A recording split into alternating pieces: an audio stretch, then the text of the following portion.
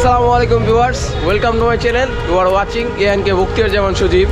So বরাবর মতো চলে আসলাম নতুন একটি ভিডিও নিয়ে। আজ হচ্ছে 1 জানুয়ারি 2025, সকলের জন্য জীবনের নতুন একটি দিন। তো এই দিনে আসলে নতুন করে উদযাপন করার কিছুই নেই, কারণ আপনার জীবন থেকে আরও একটি মূল্যবান বছর চলে গেছে। সেই সুবাদে সকালবেলা হাঁটতে বের হলাম, মনে করলাম একটু ব্লগিং করি, আপনাদের সাথে একটু কথা বলি। সব কিছু মিলিয়ে দোয়া রইল যাতে আল্লাহ তাআলা সকলকে নতুন বছরে পুরনো সকল গ্লানি ভুলে গিয়ে জীবন শুরু করার তৌফিক দান করুক। গতকালকে রাত্রে আসলে ঘুমাইতেই পারি নাই, চারদিকের এত বিকট শব্দ, সব কিছু মিলায় আসলে কষ্ট হয়েছে ঘুমাতে। তো ঘুমোতে ঘুমোতে অলমোস্ট 2টা বেজে গেছে, যার কারণে সকালবেলা উঠে ঘুম পড়ে নাই। তো আমি একটু সাইকেল চালাই আর আপনাদের সাথে কথা বলি, আপনারা ব্লগটি এনজয় করেন।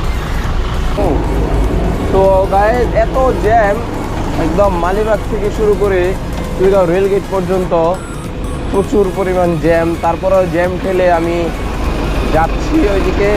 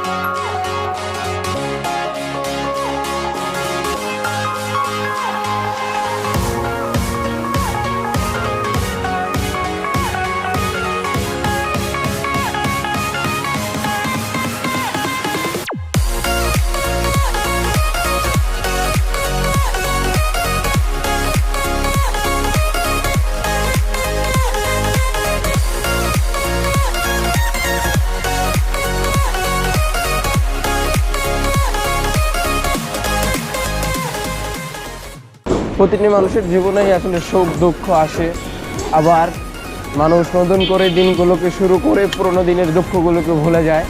কিন্তু প্রকৃতপক্ষে যারা আসলে মনে দুঃখ দেয় তাদেরকে মানুষ কিন্তু ভুলে না। সুখের দিনগুলো মানুষ ভুলেও দুঃখের দিনগুলো আসলেই মানুষ ভুলে না। তো সকলের কাছে অনুরোধ, সকলে পুরোনো দিনের দুঃখ বেদনাগুলো ভুলে নতুন বছরে নতুন করে জীবনটাকে সাজান। এবং দোয়া রইল প্রত্যেকের জন্য যাতে আল্লাহ তাআলা প্রত্যেকেরই স্বপ্নগুলোকে এই 2025 সালে পূরণ করে দেয়। এবং আপনারা চেষ্টা করবেন প্রত্যেকে ইবাদত বন্দিগির সাথেই নতুন বছরটিকে উপভোগ করার। তো আমার আসলে এইভাবে সাইকেল চালিয়ে প্লাস ক্যামেরার সামনে কথা বলে অভ্যাস নাই।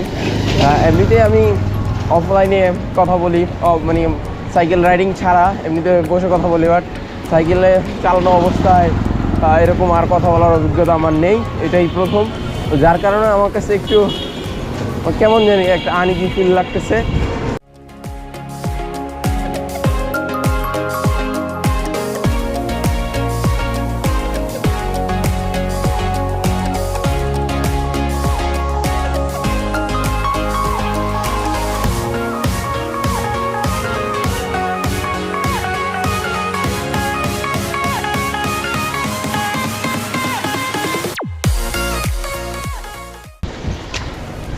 আর আরেকটা কথা আপনাদের সাথে শেয়ার করি, 2024 সাল ছিল আসলে আমার জীবনের অনেক গুরুত্বপূর্ণ একটি সাল।